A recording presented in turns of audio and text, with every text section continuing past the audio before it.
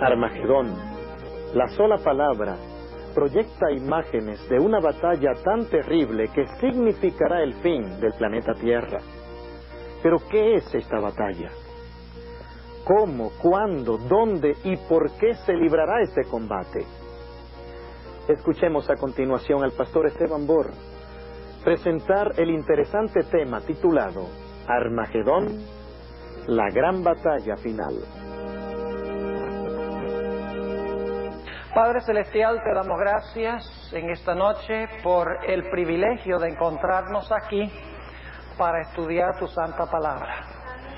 Pedimos que al estudiar el tema sobre la batalla de Armagedón, la gran batalla final, que tu Santo Espíritu esté con nosotros para enseñarnos qué es esa batalla y cómo podemos estar en el lado correcto. Te damos gracias, Señor, por escuchar nuestra oración y por responderla. En el nombre de Jesús. Amén.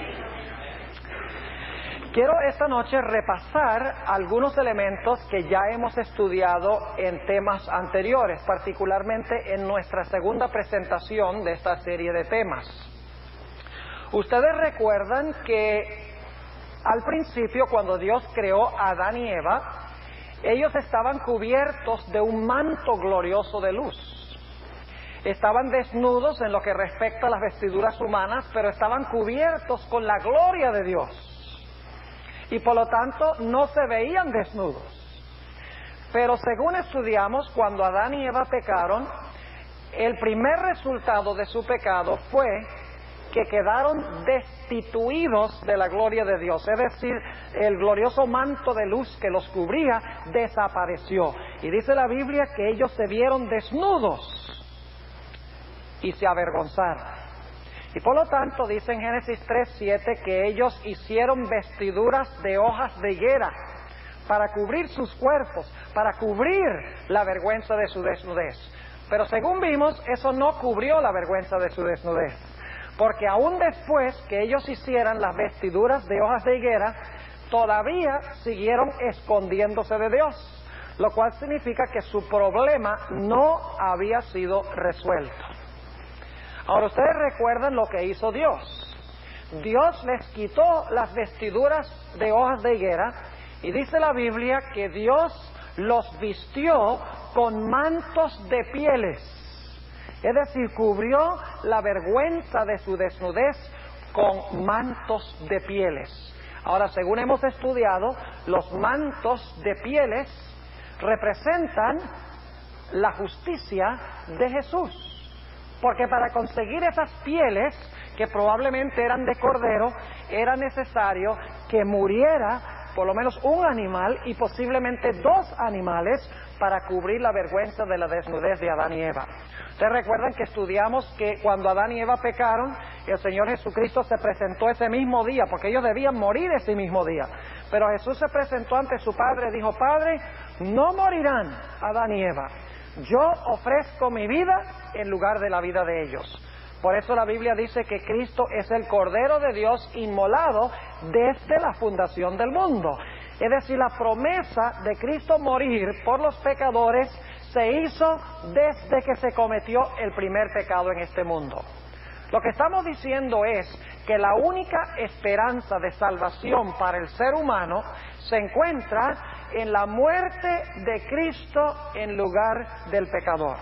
Claramente, Génesis 3:21 nos dice que Dios planeaba limpiar el pecado del ser humano a través de la muerte de un sustituto, a través de la muerte de un cordero. Ahora, ustedes recuerdan que estudiamos también ese famoso versículo de la Biblia, Génesis 3:15. Y recordamos que hay 4 elementos en ese versículo. En primer lugar dice: enemistad pondré entre ti, es decir, la serpiente, y la mujer, y entre tu simiente y la simiente de ella. Ahora noten los 4 elementos. En primer lugar hay enemistad. En segundo lugar hay una serpiente. En tercer lugar hay una mujer. Y en cuarto lugar hay 2 simientes. La simiente de la mujer, que es la simiente buena, y la simiente de la serpiente, que es la simiente mala. Ahora, este versículo es muy importante, porque este versículo se expone a través de toda la Biblia y particularmente en el libro de Apocalipsis. Quisiera invitarles a abrir sus Biblias conmigo esta noche a Génesis el capítulo 4 y vamos a analizar la historia de la batalla de Armagedón desde una perspectiva distinta. Generalmente, cuando se estudia la batalla de Armagedón, la gente va inmediatamente a Apocalipsis 16, a donde se describe la sexta plaga y donde se habla de la batalla de Armagedón. Pero ¿sabían ustedes que la mejor forma, creo yo, de estudiar la batalla de Armagedón es desde la perspectiva de Génesis el capítulo 4? Tenemos allí la primera batalla de Armagedón. Tenemos allí descrito un micro Armagedón.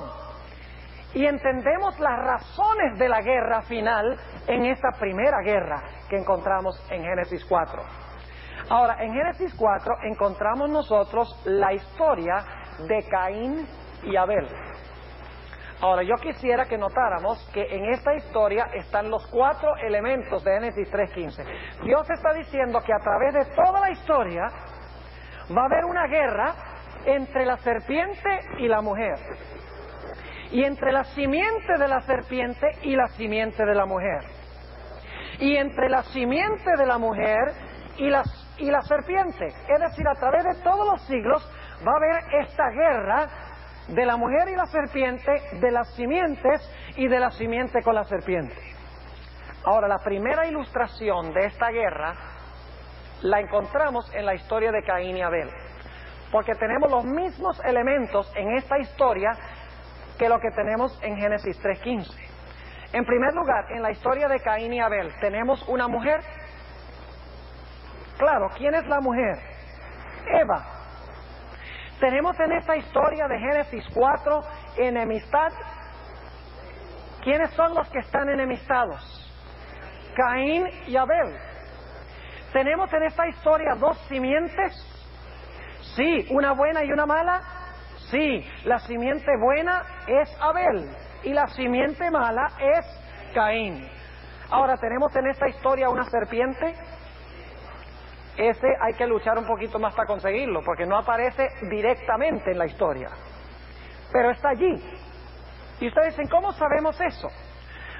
Por 2 razones. En primer lugar, en 1 de Juan 3:12 dice, no como Caín, que era del maligno y mató a su hermano. ¿Quién es el maligno? Satanás. Entonces, ¿de quién era Caín simiente? Del maligno. No solo eso, sino que en Juan 8:44 el Señor Jesucristo dijo que el diablo es un asesino desde el principio. Ahora, ¿cuál fue el primer asesinato de la historia? Cuando Caín mató a Abel. Ahora, si el diablo es asesino desde el principio, ¿quién fue el que mató a Abel? Satanás. ¿Usando a quién? Usando su simiente, Caín. ¿Quién especialmente quería haber muerto a Abel? Satanás. Pero Satanás usó su simiente, Caín, para matar a Abel. Entonces yo pregunto, ¿tenemos nosotros los mismos elementos en Génesis 4 que lo que tenemos en Génesis 3:15? Obviamente que sí. Ahora, yo necesito explicarles algo esta noche antes de que nosotros analicemos esta historia. Y es que la simiente de Génesis 3:15 tiene una doble aplicación. Como hemos estudiado antes, la simiente de la mujer en Génesis 3:15 en realidad es Cristo. Es uno solo. Porque dice, Él te aplastará la cabeza y tú le herirás el calcañar. Singular masculino.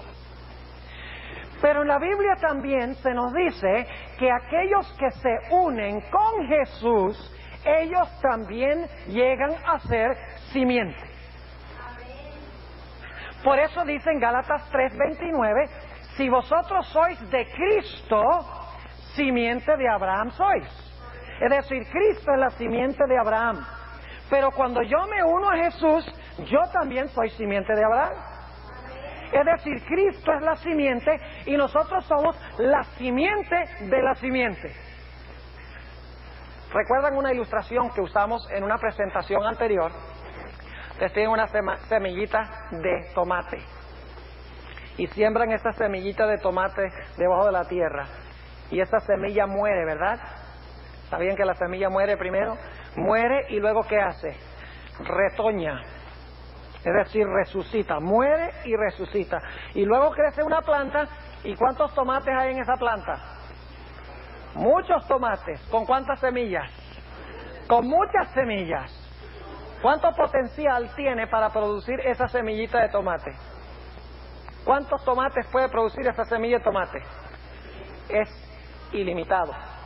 Puede producir una simiente que nadie puede contar. Porque esos tomates que produce esa masa de tomate, luego ustedes siembran todas esas semillas y les producen miles de plantas de tomate. Pero esas miles de plantas de tomate también tienen probablemente millones de semillas. Y ustedes plantan eso, el proceso es ilimitado, ¿no es cierto? Ahora Jesús, según Juan 12:24, es esa simiente, esa semilla solitaria que cae en la tierra. Jesús dice que al menos que la semilla de trigo no caiga en tierra y muera, no puede producir fruto. Es decir, todos nosotros somos simiente, sí, pero somos simiente porque venimos de Cristo, esa simiente original. Si vosotros sois de Cristo, simiente de Abraham sois. Entonces, si nosotros sabemos por qué el diablo estaba enojado con Cristo, podemos saber que él va a estar igualmente enojado con ¿quiénes? Con nosotros, porque somos la simiente de la simiente. Es decir, la simiente tiene una doble aplicación. Se aplica a Cristo y se aplica a aquellos que siguen a Cristo Jesús. Ahora, con eso en mente, vamos a analizar esta historia de Génesis, el capítulo 4. Vamos a empezar leyendo en el versículo 1. Dice, y conoció Adán a su mujer Eva, la cual concibió y parió a Caín. Y dijo, adquirido he varón por Jehová. Y después parió a su hermano Abel. Y fue Abel pastor de ovejas y Caín fue labrador de la tierra. Ahora paremos allí un momentico. Déjenme preguntarles, ¿Caín y Abel tenían la misma madre? ¿Crecieron en el mismo ambiente? ¿Y salieron los dos diametralmente diferentes uno del otro? Claro que sí. Ahora, ¿qué es lo que quiero yo decir con esto? Lo que determinó que Caín fuera un malvado no fue su nacimiento, ni fue el ambiente en el cual creció, sino se debió a las elecciones y a las decisiones personales que hizo en su vida. Lo que determina que nosotros somos simiente de Dios o somos simiente de Satanás no es a dónde nacemos. No tiene nada que ver con la nacionalidad que somos. No tiene nada que ver con el ambiente donde nos creamos y crecimos. Tiene que ver con si nosotros aceptamos o rechazamos a Jesús. Eso es lo que determina de qué simiente soy yo. No es arbitrariamente mi nacimiento, ni dónde crezco, ni dónde vivo, ni cuál es el medio ambiente. Es mi decisión en cuanto a Jesús. Y en un momento vamos a ver un poquito más ese asunto. Ahora, notemos lo que sigue diciendo en el versículo 3. Y aconteció andando el tiempo que Caín trajo del fruto de la tierra una ofrenda a Jehová. ¿Tenía problemas esa ofrenda? Tenía problemas. Ahora, antes de hablar de la ofrenda, déjenme hacerles una pregunta. ¿Caín era religioso? ¿Era religioso Caín? ¿Levantó un altar? ¿Trajo una ofrenda? ¿Vino a adorar a Dios? Claro que sí. Caín no era un ateo, no era un incrédulo. Profesaba adorar al verdadero Dios. ¿Abel era religioso? Claro que era religioso. ¿Levantó un altar? ¿Trajo una ofrenda? ¿Profesaba adorar al verdadero Dios? Claro que sí. Entonces, los dos individuos eran religiosos. y profesaban adorar al verdadero Dios. Ahora yo quiero que ustedes noten también en esta historia de que Caín y Abel eran hermanos. Y saben que Moisés, quien está escribiendo el libro de Génesis, enfatiza ese punto tantas veces que finalmente uno dice, bueno, ¿y por qué lo dice tanto? Como que quiere enfatizar de que eran hermanos. Note lo que dice, por ejemplo, el capítulo 4 y el versículo 2. Dice, y después parió a Abel, ¿su qué? Su hermano. Note lo que dice empezando en el versículo 8. Y habló Caín a su hermano Abel. Y aconteció que estando ellos en el campo, Caín se levantó contra su hermano Abel y le mató. Y Jehová dijo a Caín, ¿dónde está Abel tu hermano? Y él respondió, no sé, soy yo guarda de mi hermano. Y él le dijo, ¿qué has hecho? La voz de la sangre de tu hermano clama a mí desde la tierra. Creo que Moisés está tratando de recalcar que eran hermanos. Es decir, que esta guerra original, esta enemistad original, no era entre ateos y creyentes, sino entre dos diferentes clases de creyentes. No es entre los que adoran a Dios y los que no le adoran, sino entre dos diferentes grupos que profesan adorar a Dios. Es decir, que esta guerra original no es entre ateos y cristianos, es entre hermanos y hermanos. ¿Será que la guerra final no tiene que ver con los chinos contra los chinos que son comunistas y ateos, contra los cristianos que creen en la existencia de Dios? ¿Será que la guerra final tiene que ver con una guerra entre dos diferentes clases de personas que profesan adorar al verdadero Dios? Eso es lo que está diciendo Génesis.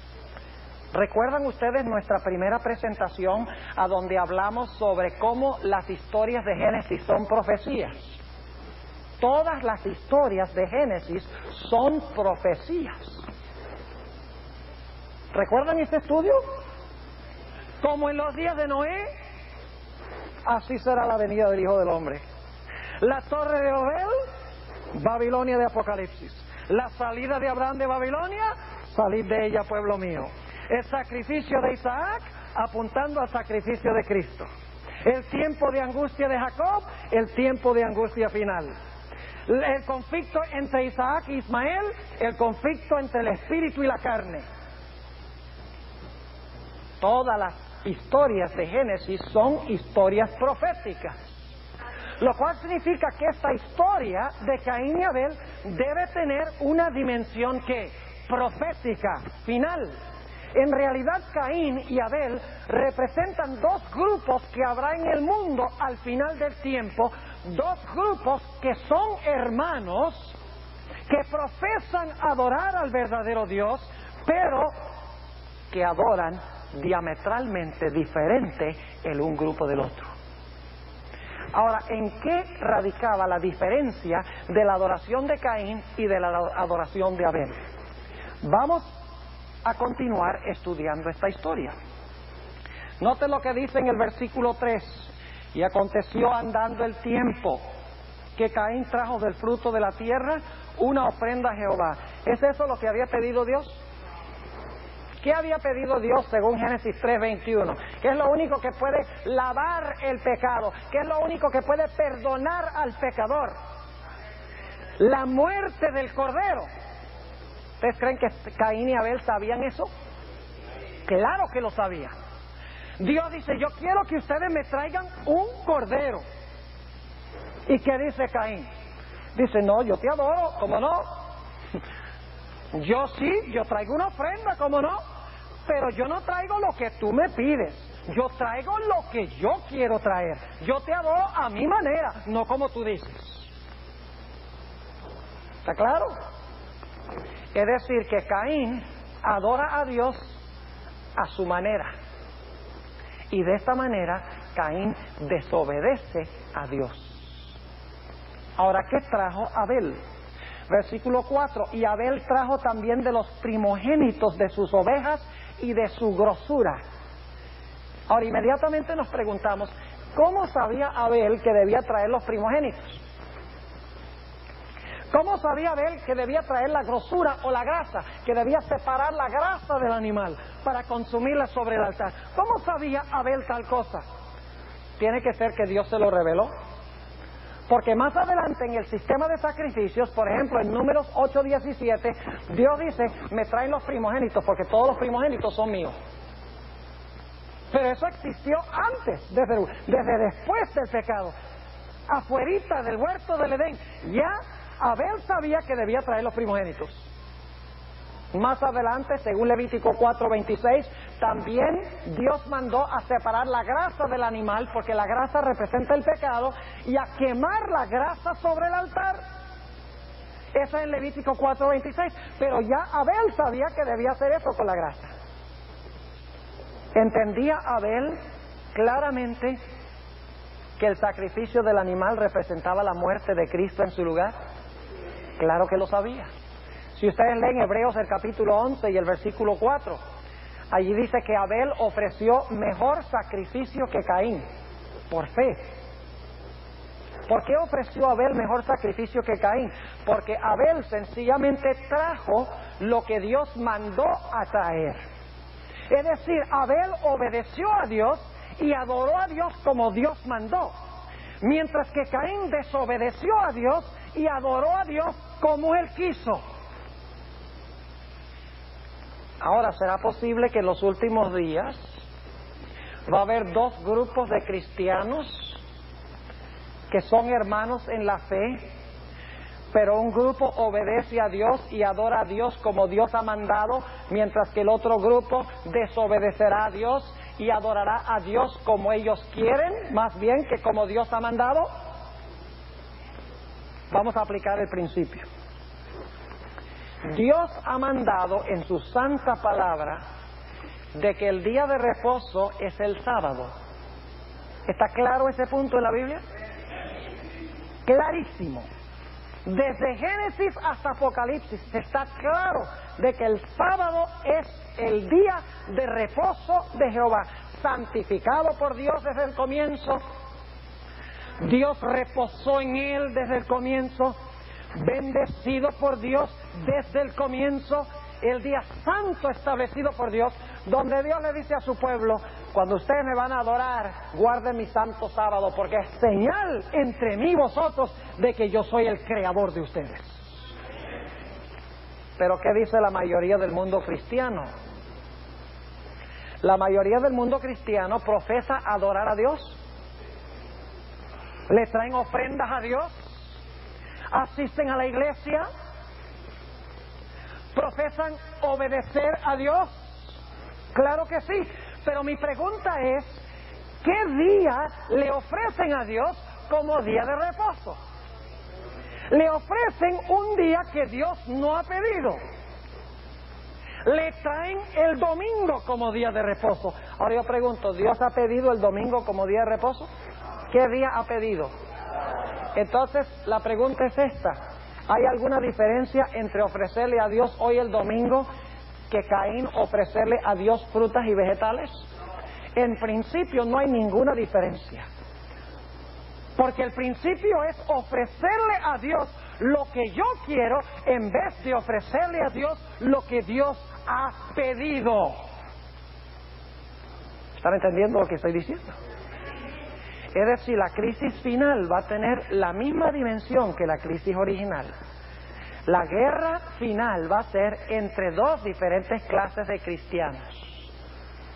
Cristianos obedientes a Dios, que adoran a Dios como Dios manda, y otro grupo de cristianos que desobedecen a Dios y adoran a Dios como ellos quieren hacerlo y no como Dios ha pedido. Ahora escuchen bien lo que voy a decir. ¿Puede el hombre santificar algo? ¿Saben por qué el hombre no puede santificar nada? Porque solo un Dios santo puede santificar. Ustedes recuerdan la historia de Nadab y Abiú. Se encuentra en Levítico el capítulo 10. Dice allí que Dios había llovido fuego sobre el altar del sacrificio. Y Dios le había dicho a los sacerdotes, cuando ustedes entren al santuario, cuando entren al templo, ustedes me van a usar fuego de este altar, porque ese fuego de este altar yo lo lloví allí, ese fuego es santo, no me metan ningún otro fuego en el santuario, solo el fuego santo que yo prendí sobre el altar. Pero dice allí que los hijos de Aarón, Nadab y Abiú, decidieron, estaban bajo la influencia del licor, del alcohol, como al final Babilonia está bajo la influencia del vino, del furor de su fornicación. Y ellos decidieron, en vez de llevar el fuego santo del altar, dice que metieron dentro del santuario fuego extraño. Es decir, le ofrecieron fuego común a Dios como si fuera santo. Ahora déjenme preguntarles, ¿ustedes creen que si hubieran analizado las propiedades químicas del fuego sobre el altar y del fuego que ofrecieron Nadab y Abiú, ¿creen ustedes que las propiedades químicas hubieran sido iguales? Sí. ¿Creen ustedes que si se veían los dos fuegos se veían iguales? ¿Creen ustedes que si hubieran metido el dedo en un fuego y en el otro fuego se hubieran quemado el dedo? Claro que sí. Entonces el fuego es fuego. ¿Por qué es Dios tan particular? Dios debería haber dicho, ¿qué interesa que me traigan fuego común, que me traigan fuego santo? Eso no interesa, con tal que sea fuego. Esa es la forma como Dios miró el asunto. No, señor. Dios se ofendió. Algunos dicen, bueno, pues eso es Antiguo Testamento. Usted me está diciendo entonces que en el Antiguo Testamento Dios se preocupaba mucho porque la gente conservara santo lo que Él había hecho santo, pero hoy a Dios no le importa. Es decir, Dios ha cambiado. Antes le importaba que se le ofreciera como santo lo que Él hizo santo, pero ahora a Él no le importa, Él ha cambiado. ¿Qué les parece? La Biblia dice que Jesucristo es el mismo ayer, hoy y para siempre. En Malaquías 3:6 Dios dice, yo Jehová no cambio. Dios en el Antiguo Testamento es el mismo Dios que espera santidad en el tiempo del Nuevo Testamento. Así que ellos toman, noten el principio, toman fuego común y lo ofrecen como santo. ¿Y qué hace Dios? Dice la Biblia que salió fuego de la presencia de Jehová y consumió en el santuario a Nadab y Abiú, y murieron en el acto delante de Jehová. ¿Por qué fue eso? Porque ellos tomaron fuego común y lo ofrecieron como si fuera ¿qué? Santo. Ahora apliquemos el principio. La Biblia dice, 6 días trabajarás y harás toda tu obra, mas el séptimo día será sábado de Jehová tu Dios. Y luego dice que el sábado es santo. ¿Cómo creen ustedes que se siente Dios cuando nosotros tomamos el primer día de la semana, que es un día común, secular, de trabajo, y se lo ofrecemos a Dios como si fuera santo? Mientras que el día que Él ha santificado, que ha apartado, que no es común, lo pisoteamos. ¿Creen ustedes que Dios es menos particular hoy que lo que era en aquella época? Yo no creo que Dios sea menos particular hoy. Si Dios se ofendió cuando Nadab y Abiú ofrecieron fuego común como si fuera santo, hoy se ofende porque la gente toma un día común y se lo ofrece a Dios como si fuera santo. El primer día de la semana no puede ser santo, porque el primer día de la semana no fue santificado por Dios, y Dios es el único que puede hacer algo santo.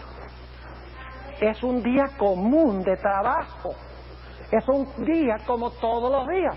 Y como yo les decía anoche, yo no necesito ninguna razón, ninguna explicación de por qué guardar el sábado. Yo no necesito que me digan, bueno, es un día de descanso, es un día cuando podemos estar con la familia, es un día cuando podemos venir a la iglesia. Todas esas son cosas bonitas, muy buenas. Pero yo no necesito nada de eso para guardar el sábado. Yo lo único que necesito para guardar el sábado es que Dios me dijo que lo guardara. Eso es vivir por la palabra de Dios. Es como el diezmo. Yo no diezmo porque Dios dice, si diezmas te voy a derramar una bendición hasta que sobreabunde. Entonces yo digo, yo voy a diezmar para que Dios me bendiga. Eso es egoísta. Yo no diezmo porque quiero algo. Yo no guardo el sábado porque quiero algo. Yo diezmo porque Dios dice diezma. Yo guardo el sábado porque Dios dice guarda el sábado. Porque quiero ser un hijo obediente de Dios. Y quiero adorar a Dios como Dios dice que se le debe adorar. Algunos dicen, bueno, pero eso es legalismo, pastor, de que hay que guardar el sábado. Déjeme decirles esto, que si usted cree que tiene que guardar el sábado, porque si no lo guarda, Dios lo va a destruir, de nada le vale guardar el sábado así, porque igual va a terminar en el infierno. Yo guardo el sábado, yo sé por qué Dios hizo el sábado. Dios hizo el sábado porque Él quiere que yo pase todo ese día con Él. Porque Él sabe que después de una semana de trabajo, puede ser que yo me olvide de Él. Porque todo lo que he hecho tiene que ver con mi trabajo, con mi dinero, con mi familia, con todas las cosas que me rodean conmigo. Y por lo tanto Dios dice, para. Y ahora vamos a pasar todo este día juntos para que tú te recuerdes de dónde viene todo lo demás. Por eso el sábado significa cesar. La palabra sábado significa cesar, parar, stop. ¿Creen ustedes que hay algún problema en pasar todo el día sábado con el Señor Jesucristo si le amamos? ¿Saben que los que no pasan el sábado con Jesús tienen problemas en su relación de amor con el Señor? Porque cuando nosotros amamos a alguien, vamos a querer pasar tiempo con ese alguien. Imagínense qué lindo poder tomar cada semana 24 horas para pasarlas con el Señor Jesús. No hay nada más glorioso que eso. Y ojalá pudieran ser los 7 días. Pero el Señor Jesucristo dice, no, trabaja 6 y reposa el 7º. Ven y pasemos el sábado juntos. Qué lindo cuando amamos a Jesús. No es ningún sacrificio. No es ninguna carga. No, es una bendición de Dios. Pero ¿qué dicen muchos cristianos? Dicen, no, el sábado no, yo le ofrezco a Dios el domingo. Es lo mismo que dijo Caín. Dios, no, yo sé que Dios pidió un animal, pero yo le voy a traer a Dios frutas y vegetales y Él verá si los acepta o no. Es el mismo principio. Entonces la guerra final va a ser entre dos diferentes clases de cristianos. Cristianos que obedecen a Dios, obedecen los mandamientos de Dios y adoran a Dios como Dios ha establecido, y cristianos que desobedecen a Dios y adoran a Dios como a ellos les conviene. Ahora volvamos otra vez a Génesis 4 y notemos algunos detalles más, porque hemos llegado solamente hasta cierto punto, hemos analizado nada más la religión de estos dos individuos. Ahora lo que queremos hacer es analizar un poquito más qué pasa cuando Abel obedece a Dios y le adora a Dios como Dios ha mandado, y Caín, ¿qué pasa cuando él adora a Dios según su conveniencia? Note lo que dice en Génesis 4 y el versículo 4. Y Abel trajo también de los primogénitos de sus ovejas y de su grosura, y miró Jehová con agrado a Abel y su ofrenda, mas no miró propicio a Caín y a la ofrenda suya. ¿Cómo demostró Dios que Él aprobaba el sacrificio de Abel y desaprobaba del sacrificio de Caín? Tiene que haber existido una señal visible, ¿verdad? Porque si no había una señal visible, ¿cómo iban a saber? ¿Saben ustedes cuál fue la señal visible? Dios llovió fuego del cielo sobre el sacrificio de Abel, pero no llovió nada sobre el sacrificio de Caín. Y ustedes dicen, bueno, eso no es lo que dice en Génesis 4. Sí, pero cuando vamos, recuerden que aquí está hablando del sistema de sacrificios, traer la grasa, traer los primogénitos, traer el cordero, todo eso existe después en el sistema de sacrificios. Así que si entendemos lo que pasaba en el sistema de sacrificios después, vamos a entender cómo mostró Dios su aprobación en este caso. Y saben que después de esto, Dios siempre mostraba su aprobación lloviendo fuego del cielo sobre el sacrificio. Por ejemplo, en Levítico 9:24, cuando se pusieron los sacrificios sobre el altar, después de que se inaugurara el servicio del santuario terrenal, dice que Dios llovió fuego del cielo en señal de que aceptaba el sacrificio. En 2 Crónicas 7:1 dice lo mismo. Dice allí que cuando el templo de Salomón se inauguró, se colocaron los sacrificios sobre el altar, Dios llovió fuego sobre el sacrificio. Lo mismo en los días de Elías. ¿Se recuerdan? Nada de fuego sobre el sacrificio de los profetas de Baal, pero sobre el sacrificio de Elías, Dios llovió fuego. Ahora ustedes pueden imaginarse, el que adoró a Dios como Dios mandó y el que obedeció a Dios, le viene un raudal de fuego que consume el sacrificio, mientras que el Caín que adora a Dios como él quiere y que desobedece los mandatos de Dios, no le llueve nada. Y enseguida, ¿de qué se llena Caín? ¿De ira contra quién? ¿Por qué contra Abel? ¿Por qué contra Abel? ¿Contra quién debía haber estado enojado? Bueno, el que había llovido fuego sobre Abel era Dios. Pero quiero que noten que él expresa su ira contra Dios, contra su hermano. Es decir, su ira contra Dios se manifiesta tangiblemente en su odio contra su hermano. Es decir, cuando muestra odio contra su hermano, está mostrando odio contra Dios. Ahora, note lo que sigue diciendo aquí. Versículo 5, mas no miró propicio a Caín y a la ofrenda suya, y ensañóse Caín en gran manera, y decayó su semblante. Esa palabra ensañóse es una traducción muy débil. En realidad, la traducción es se enardeció, o como dicen los puertorriqueños, se enfogonó. De fogón, de fuego. En inglés es it burned for Cain. Estaba encendido de ira. Y dice aquí, versículo 6, entonces Jehová dijo a Caín, ¿por qué te has ensañado y por qué se ha inmutado tu rostro? Porque estás enojado. Versículo 7, si bien hicieres, entonces al traer esa ofrenda, ¿hizo mal? Dios dice, si bien hicieres, es decir, que cuando trae esa ofrenda, ¿hizo qué? Mal. Adorar a Dios como nosotros queremos y no como Dios ha mandado, es hacer el mal. Dice, si bien hicieres, ¿no serás ensalzado?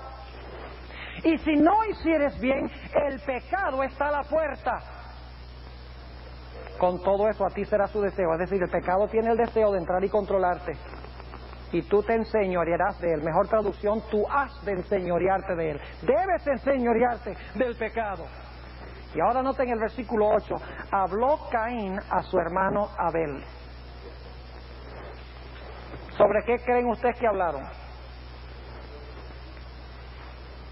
Ahora la ira que tenía Caín contra Dios se manifiesta en su relación ¿con quién? Con su hermano. ¿Sobre qué creen ustedes que hablaron Caín y Abel? ¿Qué creen ustedes que le dijo Abel a Caín? Yo creo que le dio un estudio bíblico.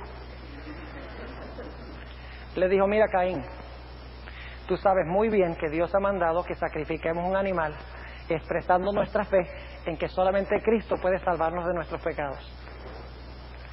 Caín, si tú hubieras obedecido a Dios y si hubieras adorado a Dios como Dios ha mandado, Él hubiera llovido fuego sobre tu altar también. Pero porque tú le has sido desobediente y porque no has adorado a Dios como Dios ha mandado, Dios no puede derramarte una bendición. ¿Y qué creen ustedes que le contestó Caín? ¿Quién eres tú, hermanito, para instruirme a mí? Yo aquí soy el mayor. Tú debes escucharme a mí. ¿Saben lo interesante? En la Biblia casi siempre es el menor que termina de primero y el mayor que termina de último. ¿Han notado ese fenómeno? David, Jacob, Isaac. Los primeros serán postreros y los postreros primeros. Lo que pasa es que los primeros a veces se consideran demasiado grandes y entonces Dios no puede hacer nada con ellos. Entonces Caín le dice a Abel, mira, no me vengas tú a hablar a mí, ni me vengas a dar un estudio bíblico a mí sobre lo que debo hacer y lo que no debo hacer. Y quiero que noten entonces que Caín se llena de ira, ya no solo contra Dios, sino contra Abel. ¿Y qué hace? Y lo mata. ¿Por qué mata Caín a Abel? Pues porque Abel era un capitalista. Porque Abel tenía todo el petróleo del Medio Oriente. Porque Caín era árabe y Abel era judío. ¿Ese fue el motivo? Esa era la razón de esta guerra. ¿Cuál era el motivo de la guerra? Vamos a 1 de Juan 3, para que ustedes vean cuál es el motivo de esta guerra. 1 de Juan, el capítulo 3. Y vamos a leer el versículo 12. 1 de Juan, el capítulo 3 y el versículo 12. Dice, no como Caín, que era del maligno y mató a su hermano. ¿Y por qué causa le mató?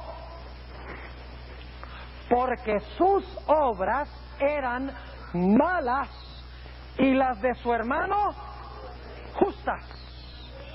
¿Sobre qué se libró esta guerra original? Sobre si la vida es justa o la vida es impía. Y yo quiero que ustedes noten que en el contexto de este versículo de 1 Juan 3:12, en los primeros 11 versículos, está contrastando los hijos de Dios con los hijos del diablo. ¿Saben ustedes cómo se manifiestan los hijos de Dios y cómo se manifiestan los hijos del diablo? Por su actitud para con la ley de Dios. Caín despreció la ley de Dios. Abel respetó la ley de Dios. Y ustedes dicen, ¿cómo así? Vamos a notar lo que dice 1 de Juan 3:4. En el mismo contexto dice, cualquiera que hace pecado traspasa también la ley, pues el pecado es transgresión de la ley. Y luego noten el versículo 8. Dice, el que hace pecado es del diablo, porque el diablo peca desde el principio. ¿El que peca es de quién? ¿Y qué es pecado? Entonces, ¿cómo se manifiestan los hijos de Satanás? ¿Se quieren deshacer de qué cosa? De la ley. Note lo que dice el versículo 10. En estos son manifiestos los hijos de Dios y los hijos del diablo. ¿Cuántas simientes? 2. Los hijos de Dios y los hijos del diablo. Cualquiera que no hace justicia y que no ama a su hermano no es de Dios. Ahora volvamos otra vez a Génesis, el capítulo 4. Versículo 8. Y habló Caín a su hermano Abel, y aconteció que estando ellos en el campo, Caín se levantó contra su hermano y le mató. Al final de la historia se van a levantar algunos cristianos para procurar matar a otros. O sea, pastor, eso no puede ser. Caín y Abel no eran hermanos. ¿Quiénes fueron los que mataron a Cristo?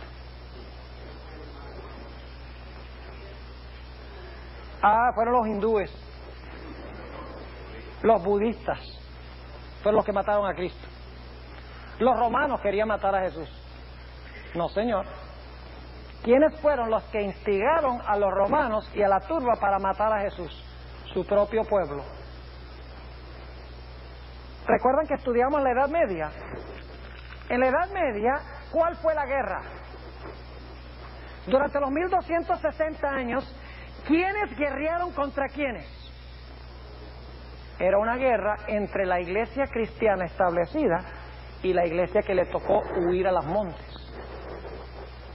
Eran cristianos contra cristianos. Los que adoraban a Dios como ellos querían y los que adoraban a Dios exactamente como lo manda la Sagrada Escritura. ¿Saben ustedes que en la Inquisición eran cristianos matando cristianos? Porque esos cristianos que murieron en la Inquisición no hacían lo que decía la iglesia cristiana. Siempre ha sido, los peores enemigos de los verdaderos hijos de Dios han sido los de la misma iglesia, que no quieren obedecer a Dios ni quieren adorar a Dios como Dios manda. ¿Creen ustedes que va a ser también así al final de la historia?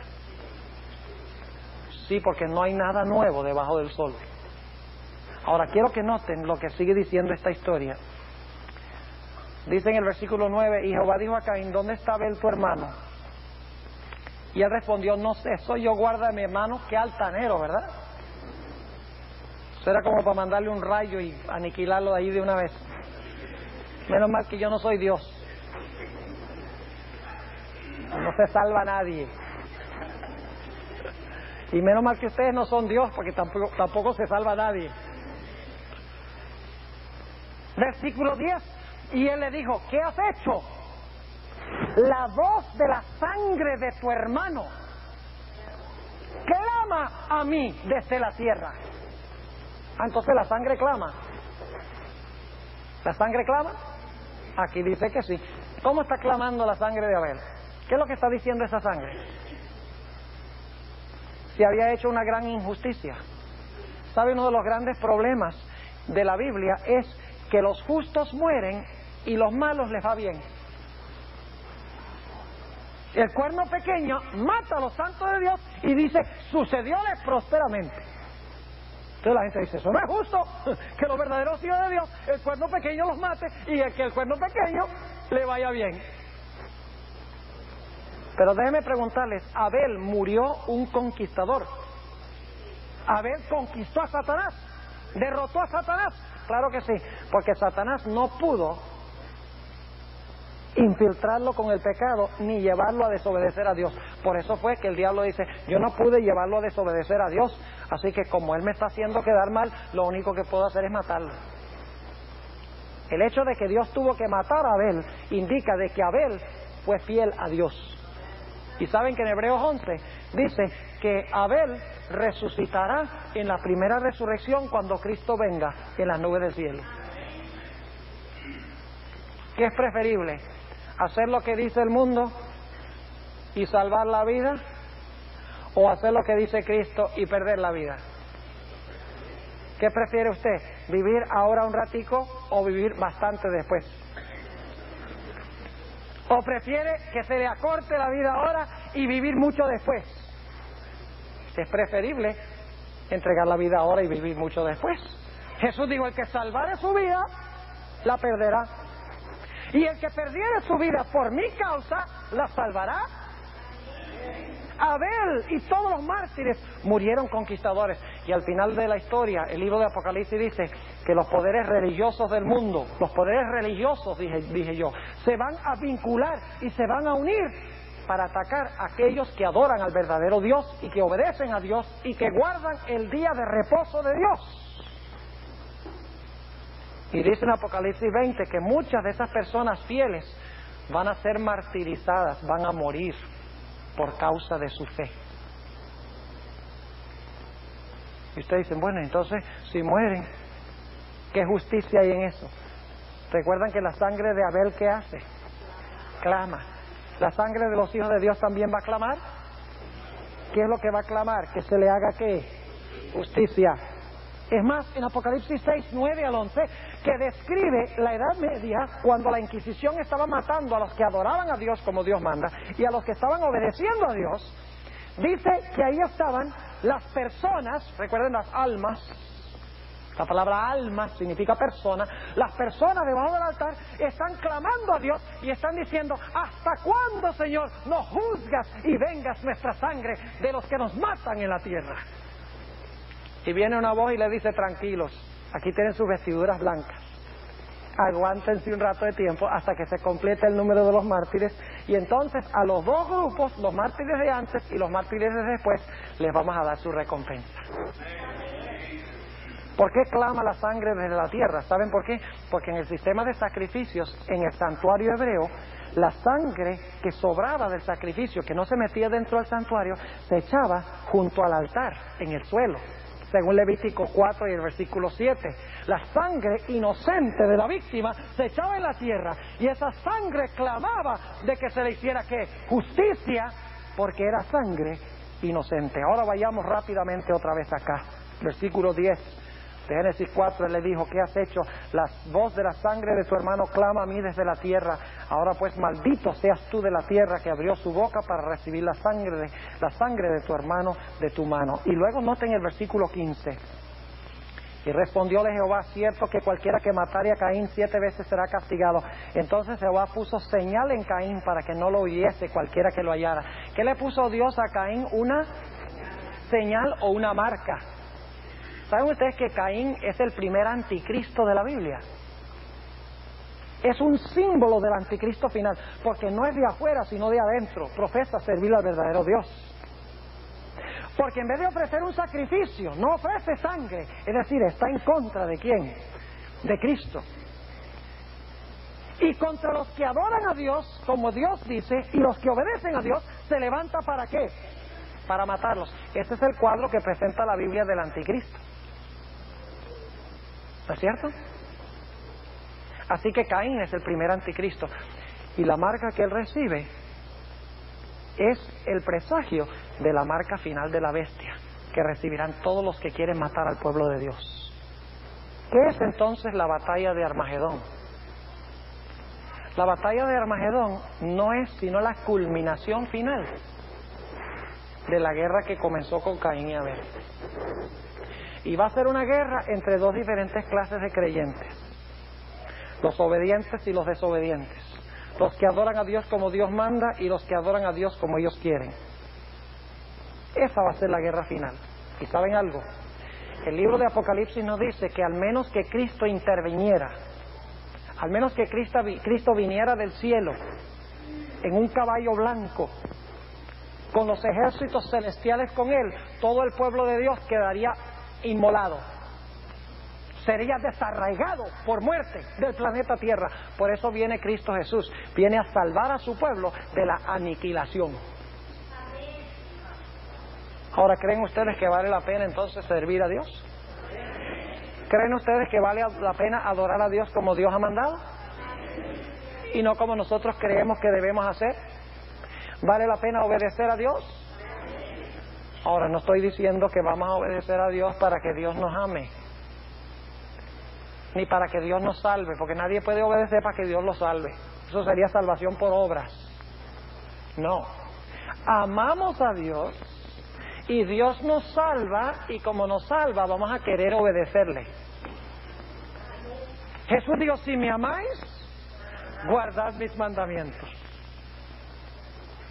El que dice yo le conozco y no guarda sus mandamientos es mentiroso, y la verdad no está en él. Si usted conoce a Jesús y ama a Jesús, va a ser su deleite obedecerle y adorarle como él ha mandado.